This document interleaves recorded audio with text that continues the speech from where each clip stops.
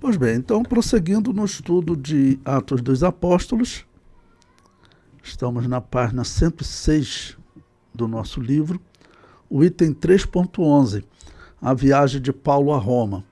Bom, contextualizando, eu falei para vocês o último texto que nós estudamos, capítulo 26, versículos 1 a 32, nós vimos que o apóstolo Paulo ele esteve perante um rei que ele, ao mesmo tempo que ele era descendente de Herodes, mas ele também tinha direito ao trono de Israel, porque ele também era descendente dos Macabeus. E os Macabeus, estou falando não profeticamente, mas eles estiveram assentados no trono como reis. Então isso de alguma maneira legitimava para os povos antigos, né? Legitimava um direito ao reinado. Não tinha direito profeticamente, que aí seriam os descendentes de Davi. Mas como ele era descendente dos Macabeus, ele tinha esse direito, que foi o rei Agripa. Tá bom? Bom, depois disso, na parte final, nós vimos que o apóstolo Paulo tinha apelado a Roma e terminou o último versículo do capítulo 26, que nós lemos, dizia: e Agripa disse a Festo, bem podia soltar-se este homem, se não houver apelado para César. Né? Mas o apóstolo Paulo apelou a César porque ele sabia, se ele fosse solto ali, os judeus iriam matá-lo.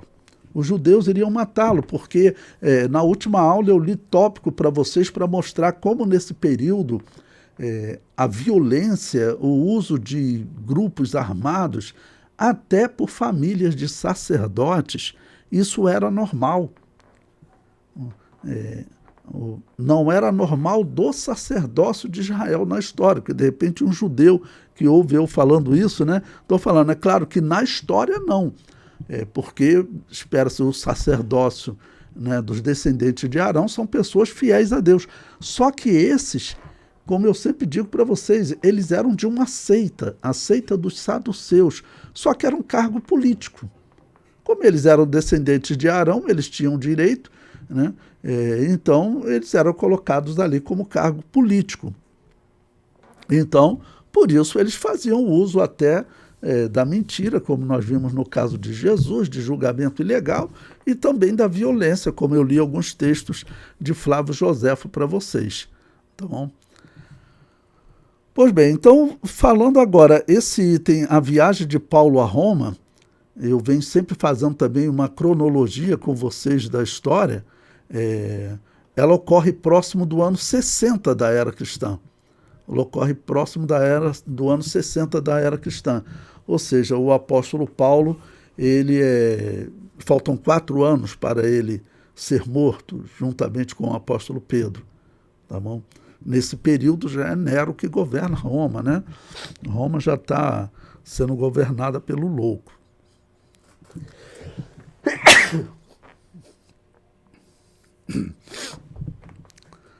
Perdão, irmãos.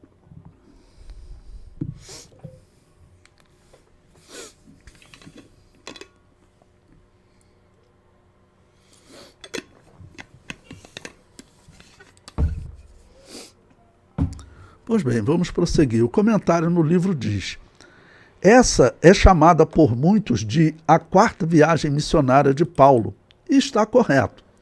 Nesta viagem, Paulo prega o evangelho no navio e na ilha que naufraga. No navio haviam 276 almas, mas todas confiadas a Paulo e com a promessa do anjo de Deus de que nenhuma alma se perderia. Nós leremos do versículo 22 a 25. Eles naufragaram próximo de uma ilha chamada Malta. Bom, vamos então abrir a nossa Bíblia, ler esse texto, porque é um testemunho interessante. Para quem está estudando também a história da igreja, isso aqui é a história da igreja, né? Vamos dizer, considerando aí 30 anos depois da morte de Jesus. E hoje nós já vivemos quase 2000 anos depois da morte de Jesus. Então, tem muito texto na história para estudar sobre a igreja, né? Então, Atos 27, versículo 1 diz o seguinte: como se determinou que havíamos de navegar para a Itália, entregaram Paulo e alguns outros presos a um centurião por nome Júlio, da corte Augusta. Lucas, historiador grego, que está escrevendo o livro de Atos, né? Os gregos, eles tinham esse hábito na história, eles vão colocando nomes para poder identificar. Historicamente, você conseguir identificar melhor aquele evento.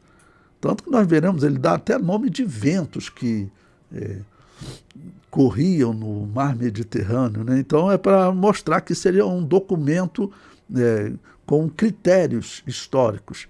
Okay? Então ele dá o nome do centurião. E prossegue. E embarcando nós em um navio adramitino. Adramitino era um nome que dava aos navios de uma cidade chamada Mícia. Era da região da Mícia.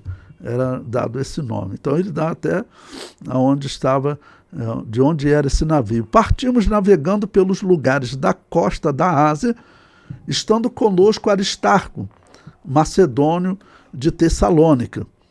E chegamos no dia seguinte a Sidom, e Júlio, tratando Paulo humanamente, lhe permitiu ir ver os amigos para que cuidassem dele. Bom, então, em primeiro lugar, nós vemos que Lucas está com eles. Pelo que nós vemos, Lucas, ele não está preso. Quem está preso é o apóstolo Paulo, até porque era ele que os judeus queriam matar, né? O alvo, por exemplo, não era Lucas. E quem está sendo levado para Roma, que invocou o direito de ir diante do César, foi o apóstolo Paulo. Mas Lucas está com ele, por isso ele diz partimos, ok? E diz também que tinha um outro irmão com eles, Aristarco. Não? E é interessante como eles veem que o apóstolo Paulo já tinham visto, não era um agitador. E como eu disse para vocês, os romanos, eles não gostavam de trabalhar na Judéia, porque na Judéia tinha muita rebelião. Os outros povos perderam a guerra, se submeteram, acabou. Só que em Israel, por conta da religião e por conta até da profecia de que o Messias um dia viria, que eles deveriam aguardar o Messias, tinha sempre pessoas trazendo essa mensagem messiânica. Na última aula eu falei para vocês, né, de homens que se apresentaram como profeta e causou muitas mortes, tudo nesse mesmo período que o apóstolo Paulo está sendo julgado. Então, uma acusação de agitador ali era algo muito sério.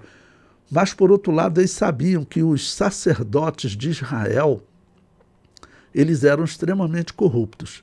Porque, irmão, a pessoa que está servindo ou na igreja ou está servindo na religião de Israel, que são as religiões, biblicamente falando, corretas. Na verdade, é uma religião só. Tá bom? Mas a pessoa que está ali servindo ao Deus verdadeiro, o que Jesus Cristo diz, que se ele se desvia, o estado dele é pior do que antes. Ou seja, comparando um ímpio, uma pessoa que está no mundo, sempre foi ímpio, não tem nenhum contato com a verdade, o inimigo quase não tenta ele já está mesmo no caminho errado.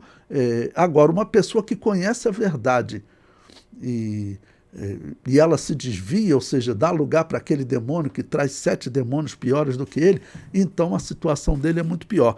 Então, os sacerdotes de Israel, eles viviam isso, era uma corrupção política tremenda. Os outros sacerdotes, em Roma, no mundo pagão, eles não estavam envolvidos com o mundo político, por via de regra. Existem exceções, mas por via de regra tinha o imperador e tinha as famílias de sacerdotes, que normalmente era hereditário. Tá bom? Normalmente era hereditário. Então o imperador, ele se proclamava sumo sacerdote e tal, mas havia os sacerdotes que eles viviam das ofertas do império, viviam das ofertas do povo e viviam muito bem.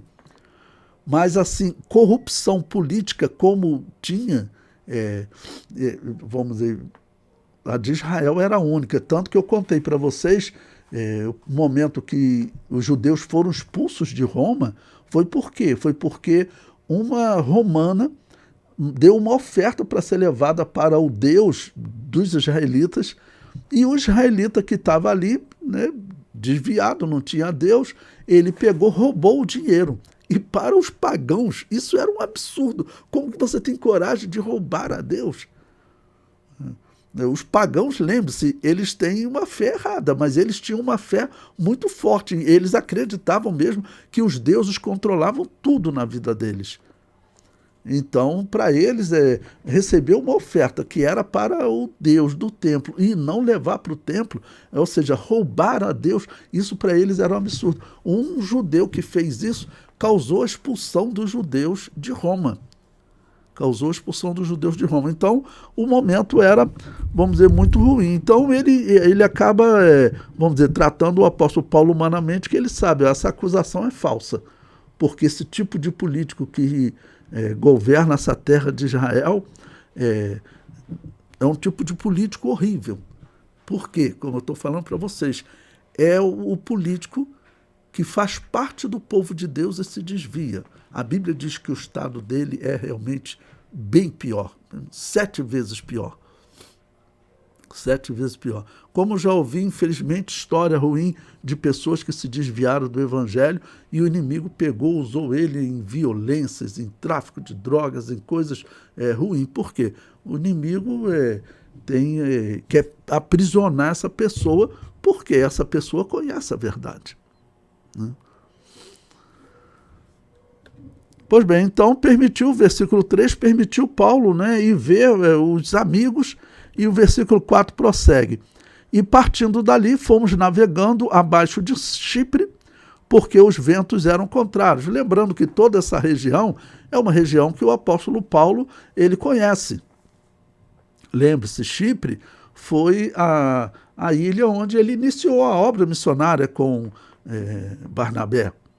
Então ele está navegando no mar Mediterrâneo. Ele foi criado naquela região, a região de Tarso, na atual Turquia. Ali era comum eles navegarem até Israel.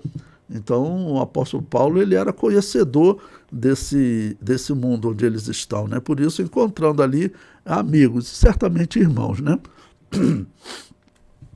O versículo 5 diz: E tendo atravessado o mar ao longo da Cilícia e Panfilha, chegamos a Mirra, na Lícia. Então, como eu disse, o grego sempre citando nomes para documentar, né? E achando ali o centurião um navio de Alexandria, que navegava para a Itália, nos fez embarcar nele. Então, Alexandria, lembre-se, vinha do Egito. Tudo era ligado pelo mar Mediterrâneo, né? Era o grande meio de transporte nesse período. Você fazer um transporte por terra, fosse de alimentos, por exemplo, de Alexandria até Roma, era inviável. Então você levava em navios, né? Enchia os navios de trigo e levava para Roma, porque o Egito era um grande fornecedor de trigo para Roma. Versículo 7. E como por muitos dias navegássemos vagarosamente, havendo chegado apenas defronte de Cnido, não nos permitindo o vento ir mais adiante, navegamos abaixo de Creta, junto de Salmona. E costeando-a dificilmente, chegamos a um lugar chamado Bons Portos, perto do qual estava a cidade de Laceia. Passado muito tempo e já perigosa a navegação, pois também o jejum já tinha passado, Paulo os admoestava. É interessante, Paulo, a pessoa que tem conhecimento, né, que tem uma formação boa, e a formação em Israel, vou dizer para vocês, era uma formação de excelência, porque Israel, eles traziam com eles segredos da navegação desde os dias de Salomão, porque Salomão ele se relacionou com os maiores navegadores da época, que eram os fenícios, e Israel guardou, vamos dizer, muito desses conhecimentos.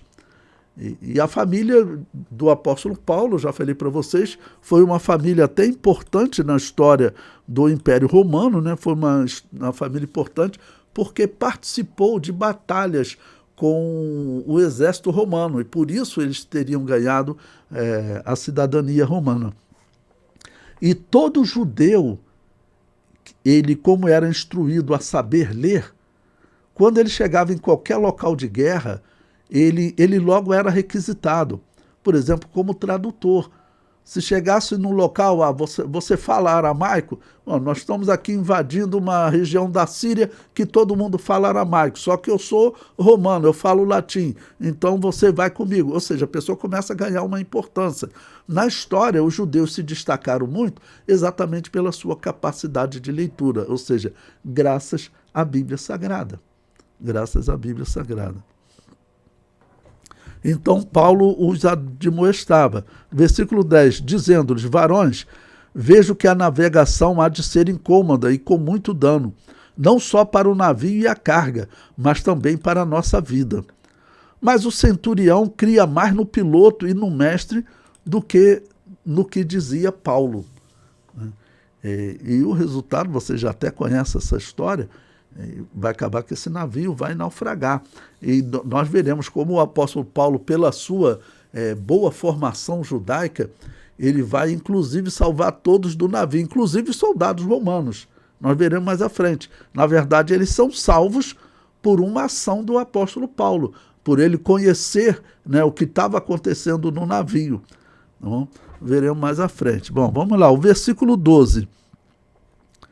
E como aquele porto não era cômodo para invernar, os mais deles foram de parecer que se partisse dali para ver se podia chegar a Fenice, que é um porto de Creta, que olha para a banda do vento da África e do Coro, e invernar ali. E soprando o vento sul brandamente, lhes pareceu terem já o que desejavam, e fazendo-se de vela, foram de muito perto costeando Creta.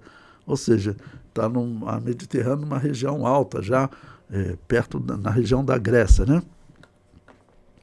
Versículo 14. Mas não muito depois, deu nela um pé de vento chamado Euroaquilão, né? Esse pé de vento que, por exemplo, Lucas cita aqui, ele é conhecido na história. Ele é conhecido na história, até, vamos dizer, os navegadores usavam antigamente. A importância, né, de um grego vamos dizer, ele ter esse hábito de colocar nomes de cidades e colocar nome até de vento. Então, por exemplo, eu até anotei aqui o que o dicionário diz sobre esse vento. Ele diz: é o nome dado a um vento forte e tempestuoso que sopra do nordeste sobre o mar Mediterrâneo. Tá, ok? Então, é um vento conhecido naquela região. O versículo 15. E sendo o navio arrebatado, e não podendo navegar contra o vento, dando de mão a tudo, nos deixamos ir à toa. Ir à toa, essa expressão, é um termo grego que significa deixar o navio seguir conforme a correnteza, ir a favor do vento. Né? Se o vento e o mar tiver uma correnteza em uma determinada direção, mesmo que a gente vá no sentido contrário ao que nós queremos, né? Mas não podemos combater esse vento. O vento está muito forte. Então deixa o navio entrar na direção do vento, para ele seguir na direção do vento. Isso significa ir à toa, né? Na linguagem dos navegadores. Tá bom? Versículo 16. E correndo abaixo de uma pequena ilha chamada Cauda, apenas pudemos ganhar o batel. Bom, batel, o que significa batel? Ela é utilizada para descer do navio grande e chegar em regiões mais rasas. Normalmente são barcos menores, né? Um barco grande, ele não pode chegar numa praia. Um barco grande não pode chegar numa praia. Vocês vejam até a chegada no Brasil, como é comum. Você tem o barco grande que está no mar e pessoas chegando em barcos menores, né? Esses barcos menores eram chamados de batel, tá ok? Aí, versículo 17, Atos 27, 17. E levado este para cima, usaram de todos os meios, cingindo o navio, e temendo darem a costa na Sirte, amainadas, recolhidas, que significa recolhidas as velas, né? Amainadas as velas, significa recolhidas as velas, assim foram à toa, ou seja, deixaram correr na direção do vento, porque já estavam correndo risco, né? Andando nós agitados por uma veemente tempestade, no dia seguinte aliviaram o navio, E ao terceiro dia, então você veja como é o sofrimento, né? 3 dias de tempestade, isso acontece no mar. Isso acontece no mar.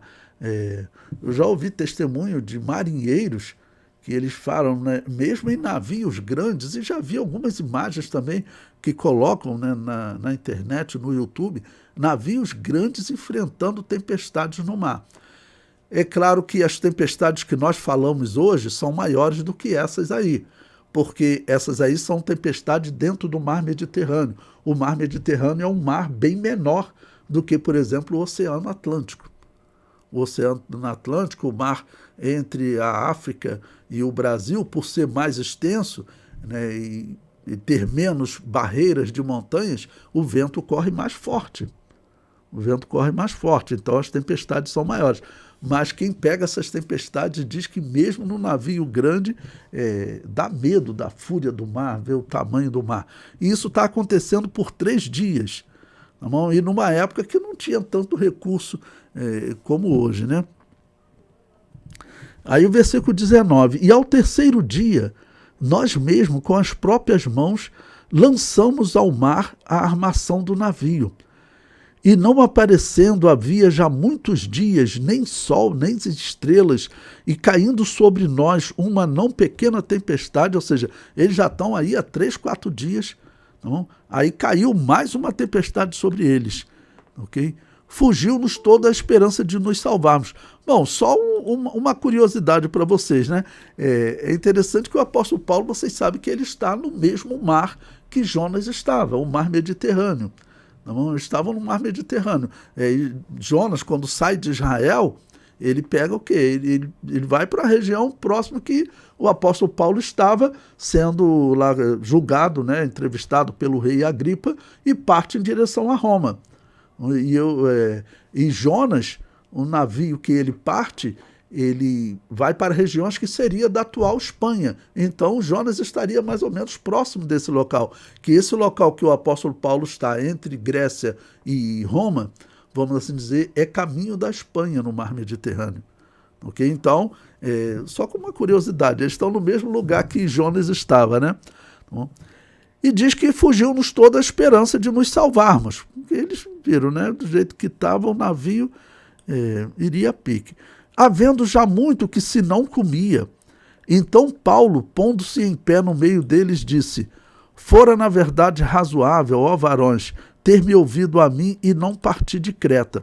E assim evitaria esse incômodo e esta perdição. Uma pausa aqui para falar para vocês. Em relação a conhecimento, principalmente em navegação, isso é muito importante. Por quê? Porque é sabido, irmãos, que quem vive na roça, no interior, ou hoje os astrônomos, os cientistas sabem disso. Tudo que acontece na Terra acontece com intervalos específicos. Os cientistas dizem que o intervalo mais comum é de 18 em 18 anos, reinicia um ciclo de acontecimentos na Terra.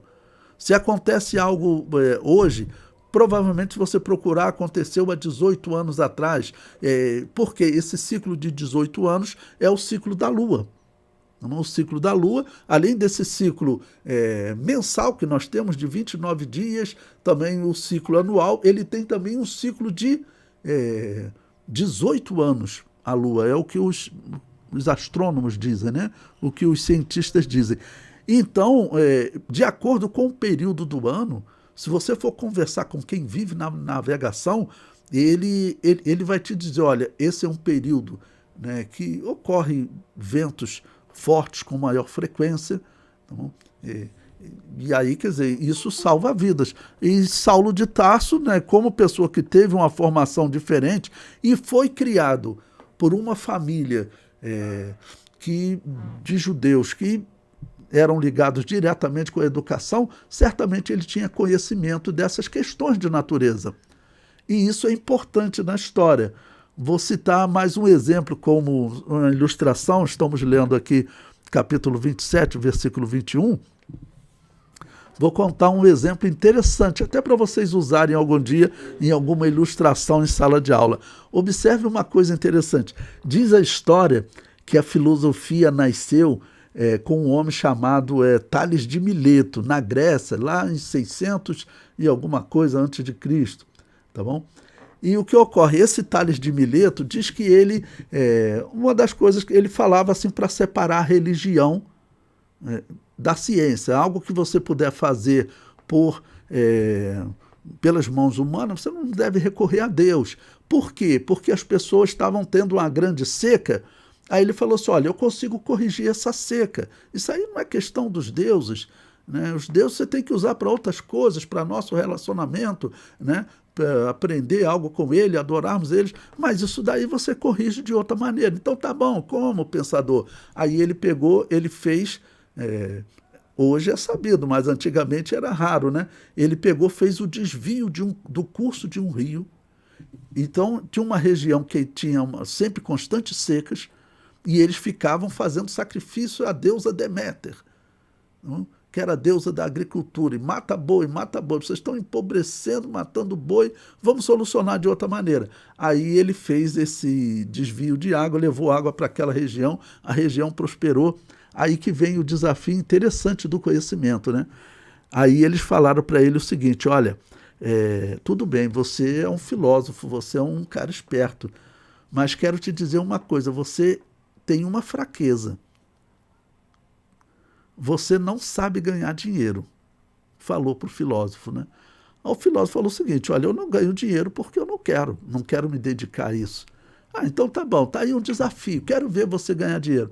Aí o que ele fez? Ele começou a estudar aquele período que eles estavam vivendo também, e eles estavam passando por um período que a azeitona, que era fundamental para a economia daquela região do mundo, né? As oliveiras eram importantíssimas, os pés de oliveira estavam assim num período dando pouquíssima azeitona.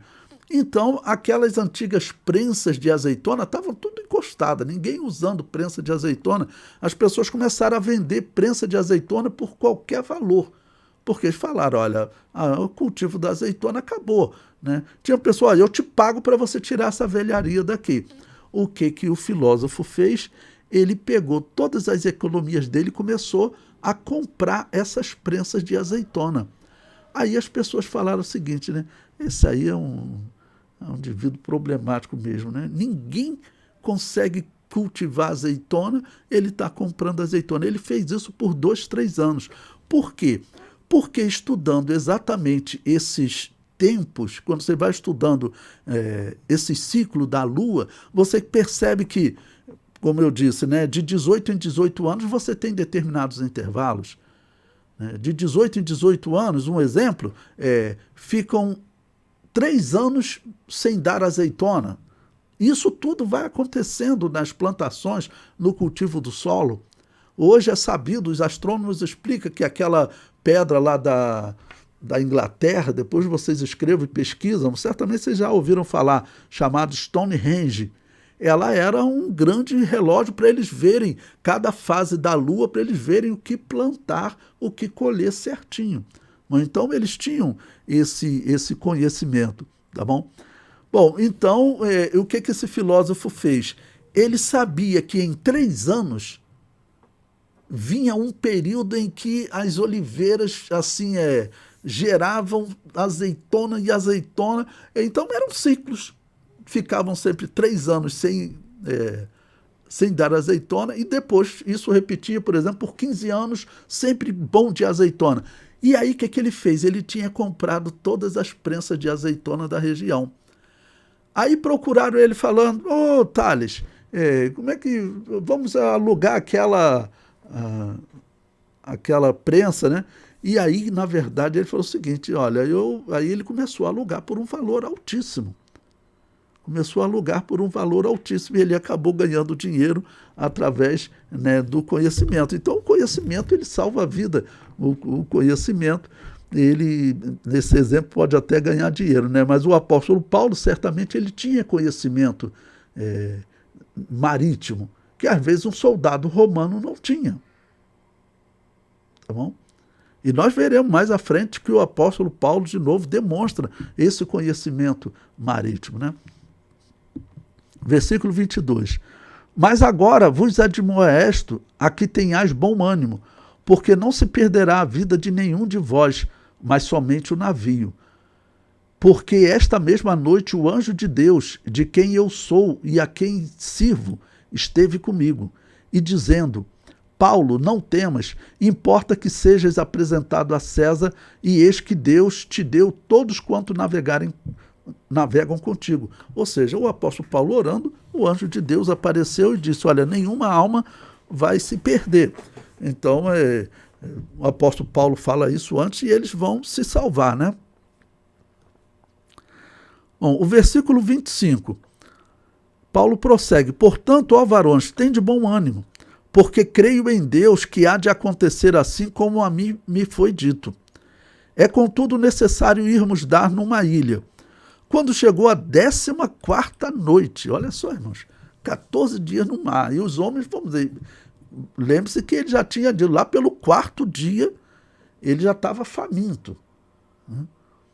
Então, já 14ª noite, sendo impelidos de uma e outra banda do mar Adriático, lá pela meia-noite suspeitaram os marinheiros que estavam próximo de alguma terra. Bom, o mar Adriático, ele já é uma parte não muito larga do mar Mediterrâneo. O mar Adriático, ele é praticamente a Baía de Guanabara, vamos assim dizer. Tá, ok? É a Baía de Guanabara. Não, só que ele é mais largo, aquela entrada ali da Baía de Guanabara. Mas é um local de mar, de água salgada. A Baía de Guanabara, ela tem boa parte de água doce, né, que vem das serras, mas o mar Adriático ele é de água salgada do mar Mediterrâneo. Mas eles já estavam numa região mais tranquila, porque essa é uma região, como eu disse, não é tão ampla do mar Mediterrâneo. É como um braço que tem dentro da terra, bem grande, como a Baía de Guanabara. Tá bom? Versículo 27. E lançando o prumo, acharam 20 braças. 20 braças, essa linguagem na navegação, é o mesmo que 36 metros. Tá bom? Representa 36 metros. Passando um pouco mais adiante, tornando a lançar o prumo, acharam 15 braças, ou seja, equivale a 27 metros. Ou seja, eles estão se aproximando de terra, né? Se está baixando, primeiro ele viu 20 braças, ou seja, 36 metros. Aí esperou mais um pouco, viu 15 braças, significa 27 metros. Então já está ficando mais raso, significa que estão se aproximando de alguma terra, alguma ilha. Versículo 29. E temendo ir dar em alguns rochedos, lançaram da popa 4 âncoras, desejando que viesse o dia. Procurando, porém, os marinheiros, olha só o que vai acontecer agora, como eu disse para vocês que o conhecimento é importante. O apóstolo Paulo, ele vai ver uma atitude dos marinheiros e ele vai concluir o seguinte: esses indivíduos estão abandonando o navio. E eles são as pessoas que têm condições de salvar o navio. Se eles pularem do navio para se salvarem, quem ficar morre. Né? E quem é que consegue ver isso? O apóstolo Paulo. Como eu disse, pela sua formação. A formação dele na escola de Gamaliel, com certeza não era só uma formação bíblica do Antigo Testamento. Uma formação escolar judaica, ela era muito boa, a história comprova.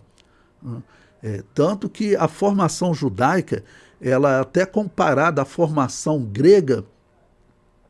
Os gregos deram nome às suas escolas, né, de academia, liceu, e os judeus eles davam nome à sua escola de casa. Por isso era chamado de casa de Hillel. O apóstolo Paulo estudou na casa de Hillel, que nos dias dele o mestre era Gamaliel, tá bom? Mas Hillel era avô de Gamaliel, era uma família que cuidava de ensino. E aquela escola, ela era chamada de escola Casa de Hillel, era chamado de Casa de Hillel. Então tinha uma formação muito boa. Com certeza o apóstolo Paulo conhecia segredos de navegação, e isso está entre os judeus, irmãos. Isso está entre os judeus na história. Eles guardam conhecimento para eles, porque é um povo muito combatido. Você veja, hoje é dado como certo que Cristóvão Colombo, Ele sabia para onde ele estava vindo. Ele sabia que ele vinha para uma terra que era que existia. Ele sabia da existência dessa terra. Sabia da existência dessa terra. Isso em 1500 hoje é sabido, tanto pelos vikings, celtas que estiveram aqui nas Américas, tá bom? Como até fenícios, que acredita-se que estiveram aqui nas Américas. Então, Cristóvão Colombo, ele certamente sabia. Por que ele sabia disso? Cristóvão Colombo era judeu. Então, os judeus, eles guardavam muito de conhecimento com eles. Então, um conhecimento desse, olha, no mês tal, no período tal, fique atento às tempestades do mar Mediterrâneo, porque tem esse histórico, né, de ocorrer uma tempestade exatamente nesse período. Quem vive no campo, quem vive na navegação, ele sabe dessas coisas. Ele sabe dessas coisas. Tá bom? E o apóstolo Paulo, ele entende das coisas, né? Era um homem de uma boa formação em tudo. Então, o versículo 30, né, relendo, Atos 27 e 30. Procurando, porém, os marinheiros fugir do navio, e tendo já deitado o batel ao mar, ou seja, batel, aqueles barcos menores, né? Pegou um barco, aquele barco menor, vamos pular, vamos que com um barco menor a gente chega ali perto da praia, porque esse navio, ele vai se arrebentar, esse navio vai naufragar aqui e aí nós vamos morrer, tá bom? Aí ele prossegue, né? E tendo já deitado o batel ao mar, como que querendo lançar as âncoras da proa. Versículo 31. Disse Paulo ao centurião e aos soldados. O apóstolo Paulo vai observar o que está acontecendo. Olha, ele diz, se esses não ficarem no navio, não podereis salvar-vos. Ou seja, o que ele está dizendo é o seguinte, olha, eu sei que para você controlar um navio desse na tempestade, você tem que ter um número de homens que entenda desse assunto. E o número dos homens aqui que entendem desse assunto resolveram pular fora do navio, né, e deixar o navio ao vento. Né? Aí o apóstolo Paulo falou para o centurião, olha, não deixa eles saírem não. Tá certo? Aí o versículo 32. Então os soldados cortaram os cabos do batel e o deixaram cair. Aí falou o seguinte, olha, ou morre todo mundo, né, mas vocês não podem sair não, porque na verdade eles que entendiam da navegação, então eles tinham a capacidade de controlar o navio mesmo numa tempestade. Coloca eu e você lá, nós vamos fazer o que com um navio desse? Bom, então, o conhecimento, a formação do apóstolo Paulo, como era importante nessa época, né? E como eu disse para vocês, os judeus, eles eram, talvez assim, os gregos, eles se destacam na história e na importância do conhecimento, os romanos se destacam nas leis, né? E também tem importância do conhecimento, mas nenhum povo preservou isso de maneira tão forte como os judeus. Até por conta da Bíblia. Eles tinham que guardar a Bíblia, porque a Bíblia, vamos dizer, é a religião deles, as escrituras sagradas. Okay? Então, eles, por isso, deram uma importância especial ao conhecimento de que toda a população deveria saber ler, toda a população deveria conhecer as escrituras, tá, ok? Então, por isso era muito importante. E como eu tenho dito para vocês, existe a possibilidade histórica de Saulo de Tarso ser o grande crânio desse período do judaísmo. Porque existem livros judaicos que eles falam de Gamaliel e de um discípulo dele, que ninguém fala o nome, esse discípulo estava sendo preparado para substituir Gamaliel. Mas não diz qual foi o fim desse discípulo, né? O que aconteceu, mas ele não substituiu Gamaliel. E existe a possibilidade de ser Saulo de Tarso. Então era um homem realmente de uma preparação extraordinária. O que nós vemos aqui, ele demonstra conhecimento duas vezes. Uma, fala, olha, essa tempestade não é boa para o navio, é melhor nós ficarmos aqui, dar um jeito de comer por aqui até essa tempestade passar. Eles resolveram ir. Depois a tempestade, 14 dias, a tempestade piorando, o que o apóstolo Paulo fez? O apóstolo Paulo viu os marinheiros quererem pular do navio e deixar o navio ao vento. Okay? O apóstolo Paulo agiu para o centurião não deixar eles fugirem. Okay? O versículo 33. E enquanto o dia vinha, Paulo exortava a todos a que comessem alguma coisa, dizendo: é já hoje o 14º dia que esperais e permaneceis sem comer, não havendo provado nada. Por que a pessoa fica 14 dias sem comer? Porque você tendo pouca comida, você tem que suportar ao máximo até você chegar em terra. E aí você dá intervalos, né, grandes. Para você ter a ideia, a viagem que Colombo faz para as Américas eram cerca de 30 dias, 30 a 35 dias.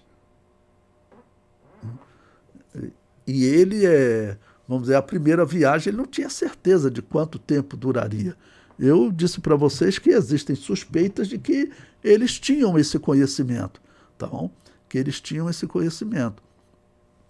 Mas é claro que era uma grande incógnita. Você viajar 30 dias no mar sem você ver um metro de terra, só mar, isso com certeza deixa a pessoa preocupada, né? Chegar um tempo ele não encontrar terra, porque o que mais tinha também era lenda sobre isso, né? Navio que foi e não voltou. Então, versículo 34. Portanto, exorto-vos a que comais alguma coisa, pois é para a vossa saúde, porque nenhum cabelo cairá da cabeça de qualquer de vós. E havendo dito isto, tomando o pão, deu graças a Deus na presença de todos, e partindo, começou a comer. O apóstolo Paulo está falando antes de acontecer, né? Então, veja, certamente o cristianismo marcou a vida de todas essas pessoas. Nós temos histórias nesse período de autoridades romanas se convertendo, até senadores. Então, o centurião que vê esses milagres, né? Essas coisas acontecerem, é claro que ele fica impactado. As pessoas daquela ilha, então o cristianismo estava, vamos dizer, crescendo muito, porque o impacto era muito grande. Como eu disse para vocês, esse é o ano 60. Esse é o ano 60. O cristianismo ele vai ser detido no seu crescimento em 4 anos, porque Nero vai instituir aquela perseguição louca. Mas com esses milagres e esses 3 testemunhos seguindo, o cristianismo estava crescendo e as pessoas deixando o paganismo, e judeus deixando o judaísmo. Aí também a ira dos judeus, por isso que eles queriam matar o apóstolo Paulo, porque ele dizia, esse homem ele é chave para destruir a nossa fé, e eles não queriam que isso acontecesse, porque eles continuavam aguardando o Messias, né? Não perceberam que eles haviam matado o Messias. Versículo 36. E tendo já todos bom ânimo, puseram-se também a comer. E éramos ao todo no navio 276 almas. Refeitos com a comida, aliviaram o navio, lançando o trigo ao mar. E sendo já dia, não reconheceram a terra. Enxergaram, porém, uma enseada que tinha praia e consultaram-se sobre se deveriam encalhar nela o navio. E levantando as âncoras, deixaram-no ir ao mar, largando também as amarras do leme. E alçando a vela maior ao vento, dirigiu-se para a praia. Dando, porém, um lugar de 2 mares, encalharam ali o navio e fixa a proa ficou imóvel, mas a popa abria-se com a força das ondas. Ou seja, eles tiveram que encalhar mesmo, porque, lembre-se, os barcos menores, que eles deveriam entrar nele e ir para o raso, os soldados tiveram que jogar no mar porque os marinheiros queriam fugir. Então eles têm que fazer o seguinte, não temos barco pequeno, vamos levar o barco grande e jogar até ele chegar num local raso, ele vai bater, e aí nós vamos ter que pular no mar e nadando, né? Versículo 42. Então a ideia dos soldados foi que matassem os presos para que nenhum fugisse, escapando a nado. Mas o centurião, querendo salvar a Paulo, lhes estorvou este intento e mandou que os que pudessem nadar se lançassem primeiro ao mar e se salvassem em terra. E os demais, uns em tábuas e outros em coisas do navio. E assim aconteceu que todos chegaram à terra a salvo. Então, como o apóstolo Paulo havia dito, todos escaparam, ok? Até aqueles marinheiros que queriam fugir, queriam pular do barco, né? Vocês conhecem essa expressão, né? Pular do barco. Era exatamente o que eles queriam fazer. Daí que vem a expressão, mas na hora final ele pulou do barco. Por quê? Viu que o barco ia afundar, olha, tem uma saída, é pular, porque esse daqui não tem mais jeito, né? O navio vai afundar.